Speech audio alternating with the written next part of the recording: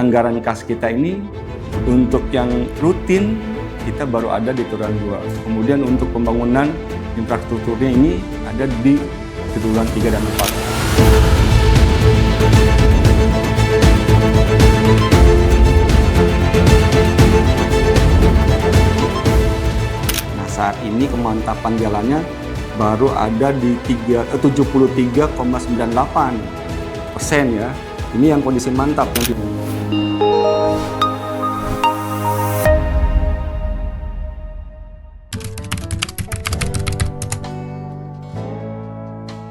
Perlunya kita memberikan informasi kepada masyarakat yang pasca terjadinya kemarin situasi yang kita ketahui bersama, dan kita menjelaskan juga tentang kondisi dari fiskal Kabupaten Bekasi tentunya kan ya. Ini tidak terlepas dari kondisi fiskal yang mungkin tidak terjadi di Kabupaten Bekasi, tetapi di kota kabupaten sama, bahwa kita mengalami penurunan dari fiskal kita, terutama adanya potongan dari pemerintah pusat ya gitu kan. Ini mempengaruhi dari anggaran belanja daerah yang tentunya berpengaruh kepada infrastruktur di Kabupaten Bekasi. Pada tahun 2026 ini kita cukup signifikan gitu kan pengurangannya dari tahun 2025. Yang di tahun lalu, contoh untuk jalan saja yang besarnya kita punya kurang lebih 400 miliar, di tahun ini mungkin kita berkurang hampir 60% gitu. Hanya di jalan itu kita hanya ada untuk belanja modal atau pembangunan dan rehabilitasi, kemudian rekonstruksi ini hanya sebesar 190 miliar seperti itu. Dan ini pun di triwulan pertama kita belum melakukan apa-apa gitu, karena memang di anggaran kas kita ini untuk yang rutin kita baru ada di triwulan 2. Kemudian untuk pembangunan infrastrukturnya ini ada di triwulan 3 dan 4 seperti itu.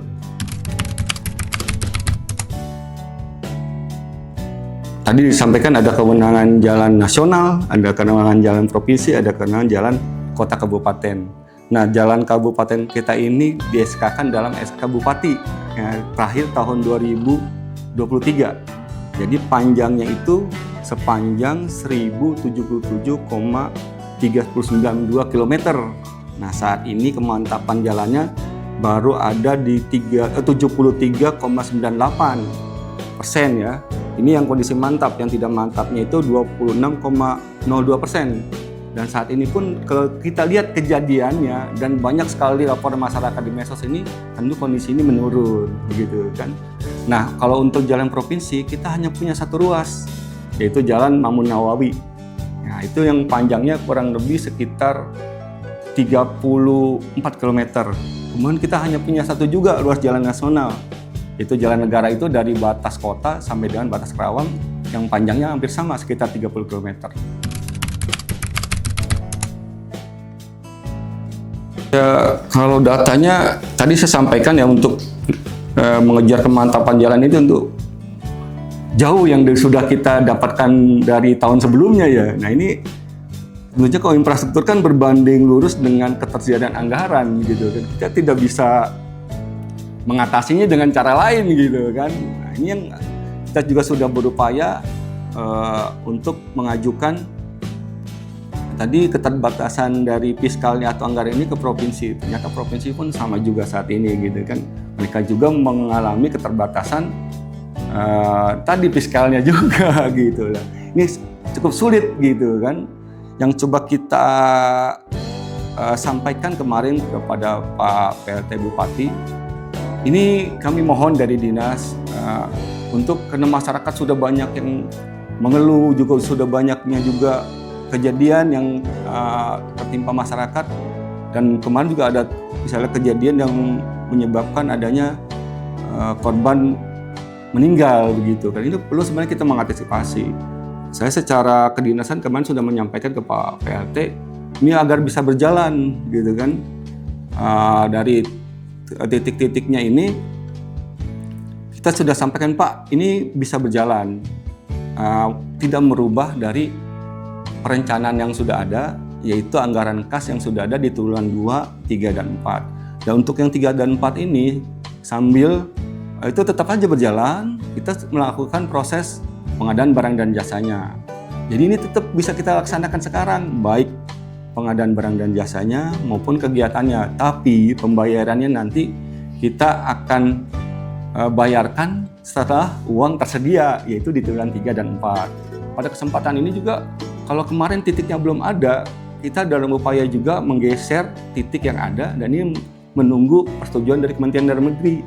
Contohnya masih titik yang sekarang kita lihat, oh kondisinya kita survei ulang masih cukup baik, ini kita akan geser ke titik yang mengalami pasca bencana kemarin, yang tergenang air, yang kena banjir. Nah ini yang sedang kita mohon untuk digeser, sehingga masyarakat segera bisa menikmati gitu kan dari manfaat infrastruktur jalan. Mungkin saya sampaikan saja ya, ini kita ada di tahun 2026 ini ada pembangunan jalan, ini ada 8 titik, kemudian ada pembangunan drainase jalan itu sebanyak 21 titik dengan jumlah pagu anggaran itu sekitar 37.500 juta rupiah. Kemudian untuk pelebaran jalan menuju standar ini kita ada 11 titik ya. 11 titik dengan pagu anggaran 14.999 juta rupiah. Kemudian ada pemeliharaan berkala jalan, ini ada 7 titik lokasi, ini besarannya 11.183 juta. Kemudian ada rekonstruksi jalan ini yang paling besar itu ada 60 titik ini dengan pagu anggaran 10.865 juta rupiah. Seperti itu sih. Kondisi ini cukup signifikan. Jadi memang kita keterbatasan gitu dari yang kita rencanakan awal, ada pengurangan pagu anggaran. Nah, inilah yang sekarang kita coba optimalkan dengan menggeser anggaran yang masih dalam kondisi baik. Ini yang kita geser untuk perbaikan jalan yang kondisinya tidak mantap atau rusak ringan, betul Bang.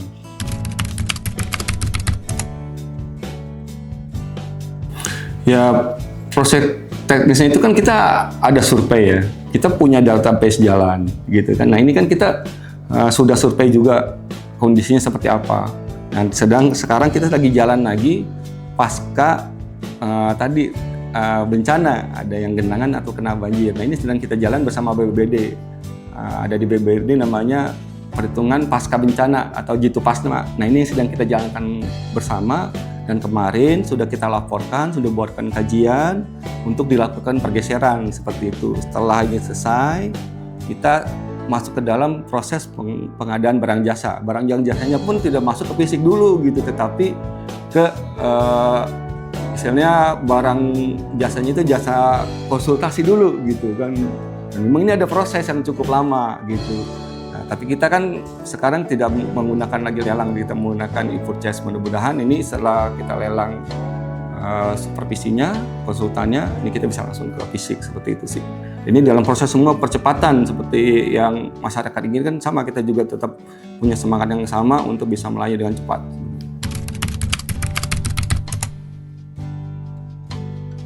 Nah itu yang kita harapkan ya, tidak hanya dari APBD juga, tapi ada kontribusi tadi pemerintah provinsi dan pusat gitu. Ini kan kita sudah ajukan juga usulan ke provinsi, ke pusat, tapi kemarin provinsi bilang kita mau dapat 4 titik, ternyata tidak sama sekali seperti itu.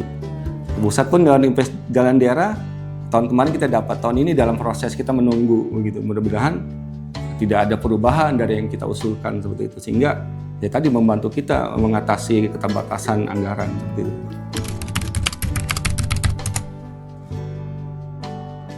Kemarin kita tim URC kita sudah turun di beberapa lokasi yang kita cermati. Kemarin di Kalimalang yang sudah kita lakukan penambalan dan juga ada beberapa titik. Nah ini memang kita kendalanya tadi, kita sekarang menunggu pergeseran anggaran karena bahan baku kita habis gitu kan. Dan mudah-mudahan ini bisa cepat, kita bisa melakukan pergeseran anggaran dan kita bisa membeli bahan-bahan material diperlukan WRC gitu kan. Nah ini kendalanya itu saja. Jadi sebenarnya timnya sudah siap gitu kan. Tapi kita terkendala dari ketersediaan bahan material yang untuk kita melakukan penambalan. Kalau laporan kita setiap hari banyak menerima laporan gitu. Dan inilah kendala kami gitu. Dan ini sedang kita antisipasi itu.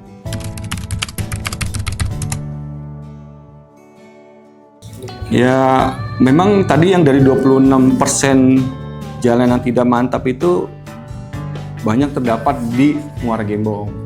Jadi kenapa yang tadi di Gembong ini, jalan ini adalah di tahun 2023 baru meningkatkan statusnya di SK Ruasnya dari jalan desa menjadi jalan kabupaten. Yang kondisinya kan kita lihatlah kondisinya kemarin yang disampaikan di media sosial gitu. Nah ini kalau peningkatan jalan tadi dari jalan desa ke jalan kabupaten itu perlu proses gitu kan. Prosesnya ini kan cukup lama begitu kan. Perlu pematahan badan lahan. Nah, ini yang dan panjangnya juga cukup panjang juga. Nah ini memang belum tertangani sama sekali. Dan ini memang jadi prioritas kita begitu kan. Nah kembali lagi kemarin karena ketersediaan anggaran ini dan titiknya cukup panjang, jadi kita nanti pengennya juga di tahun 2026 ini di pergeseran ini bisa masuk begitu, seperti yang dikeluhkan masyarakat. Nah ini kita sedang kaji gitu kan, dan kita kaji kemarin kita sampaikan, dimungkinkan nggak titik ini dimasukkan begitu.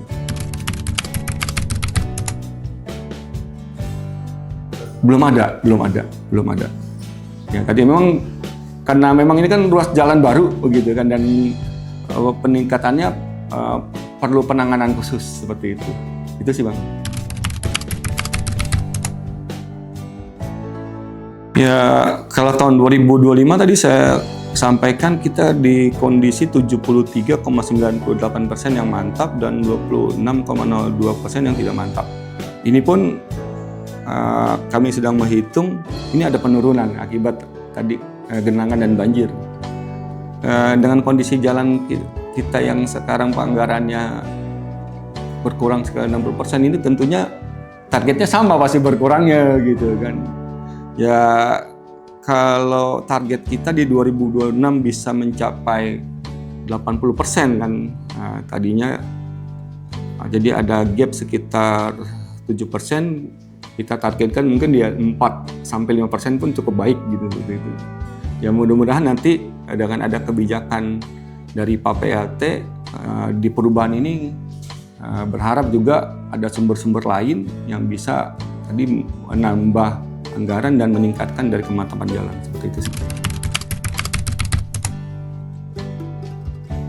Komitmennya kami tetap segenap hati melayani pembangunan atau pemeliharaan dari infrastruktur jalan maupun sumber daya air gitu kan.